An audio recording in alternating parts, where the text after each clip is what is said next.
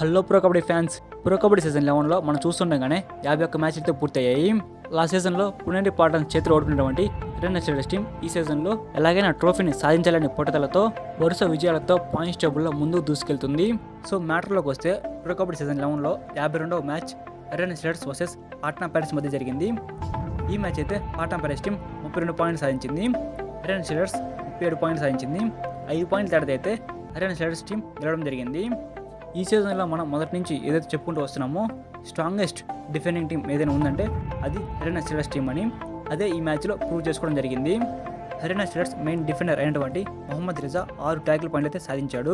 Last సీజన్లో మొహమ్మద్ రిజా కేవలం డిఫెండింగ్లోనే పాయింట్లు సాధిస్తే ఈ సీజన్లో రీడింగ్లో కూడా ఎక్సలెంట్గా పర్ఫార్మెన్స్ చేస్తున్నాడు. అండ్ ఇతనితో పాటుగా రైట్ కార్నర్ డిఫెండర్ అయినటువంటి రాహుల్ సేత్పాల్ కూడా 5 ట్యాకిల్ పాయింట్లు అయితే సాధించాడు. హర్యానా స్టేటస్ యొక్క కార్నర్ డిఫెండింగ్ అయితే చాలా స్ట్రాంగ్గా ఉంది ఈ సీజన్లో. అండ్ హర్యానా స్టేటస్ యొక్క రేటింగ్ విషయానికి వస్తే వాళ్ళ యొక్క మెయిన్ రైడర్ అయినటువంటి వినయ్ మొత్తంగా 20 రైడ్లు చేస్తే 6 రైడ్ పాయింట్లు సాధించాడు.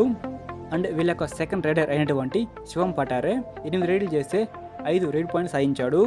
సబ్స్టిట్యూట్గా వచ్చినటువంటి మరో రైడర్ విశాల్ టాటే 7 రైడ్లు చేస్తే 3 రైడ్ పాయింట్లు సాధించాడు.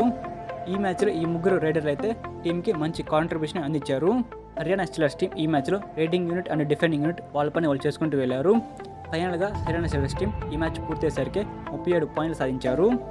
అండ్ పాట్నా పైరేట్స్ విషయానికి వస్తే ఈ సీజన్లో సెన్సేషనల్ ప్లేయర్గా మారినటువంటి దేవాంగ్ ఈ మ్యాచ్లో టోటల్గా 15 రైడ్లు చేస్తే 7 రైడ్ పాయింట్లు సాధించాడు.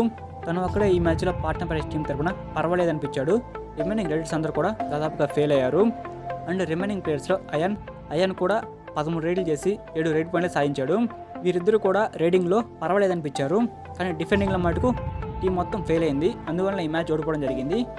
డిఫెండర్స్లో వాళ్ళ యొక్క కెప్టెన్ అంకిత్ 2 పాయింట్లు సాధించాడు. శుభం షిండే 2 పాయింట్లు సాధించాడు. వాళ్ళ యొక్క థర్డ్ రైడర్ అయినటువంటి సందీప్ కేవలం 2 పాయింట్లు మాత్రమే సాధించాడు. అండ్ రిమైనింగ్ ప్లేయర్స్ అందరూ కూడా ఎంతమంది సబ్స్టిట్యూట్ చేసినా కానీ వాళ్ళందరూ ఫెయిల్ అవుతూ వచ్చారు. ఇంపార్టెంట్ టైంలో సబ్స్టిట్యూట్గా వచ్చినటువంటి సుధాకర్ 3 రైడ్ పాయింట్లు అయితే సాధించాడు. ఈ విధంగా ఈ మ్యాచ్లో పూర్తయ్యేసరికి పాట్నా పైరేట్స్ టీం 32 పాయింట్లు సాధించింది.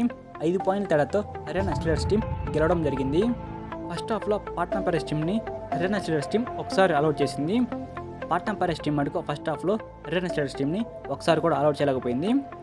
సెకండ్ హాఫ్లో మటుకు Patna pirates team Haryana Steelers టీంని ఒకసారి అలౌట్ చేసింది.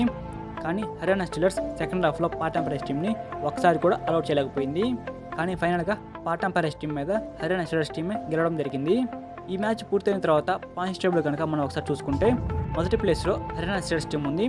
హర్యానా స్టీలర్స్ 9 మ్యాచ్లు ఆడగా 7 మ్యాచ్లు గెలిచింది, 2 మ్యాచ్లు ఓడిపోయింది. అండ్ పాట్నా పైరేట్స్ టీం 4వ ప్లేస్లో ఉంది. 9 మ్యాచ్లు ఆడితే 5 మ్యాచ్లు గెలిచింది, 4 మ్యాచ్లు ఓడిపోయింది. అండ్ మన తెలుగు టైటన్స్ టీం అయితే 6వ ప్లేస్లో ఉంది. 8 మ్యాచ్లు ఆడితే 5 మ్యాచ్లు గెలిచింది, 3 మ్యాచ్లు ఓడిపోయింది. హర్యానా స్టీలర్స్ టీం అయితే ఈ సీజన్లో పాయింట్స్ టేబుల్ని లీడ్ చేస్తూ వస్తుంది. సో ఇదనమాట ఈ మ్యాచ్ తర్వాత పాయింట్స్ టేబుల్ లిస్ట్ అయితే. సో ఇలానే మీరు మ్యాచ్ అయిపోయిన తర్వాత మ్యాచ్ యొక్క రివ్యూ తెలుసుకోవాలంటే మన ఛానల్ని సబ్స్క్రైబ్ చేసుకొని పక్కన ఉన్న బెల్ సింబల్ తాళం పెట్టుకోండి. వీడియోకి ఒక లైక్ చేసి వీడియోని మీ కబడ్డీ ఫ్రెండ్స్ ఎవరైతే ఉంటారో వాళ్ళకి తప్పకుండా షేర్ చేయండి. నెక్స్ట్ వీడియోలో కలుసుకుందాం. Thank you for watching my video. Have a nice day guys.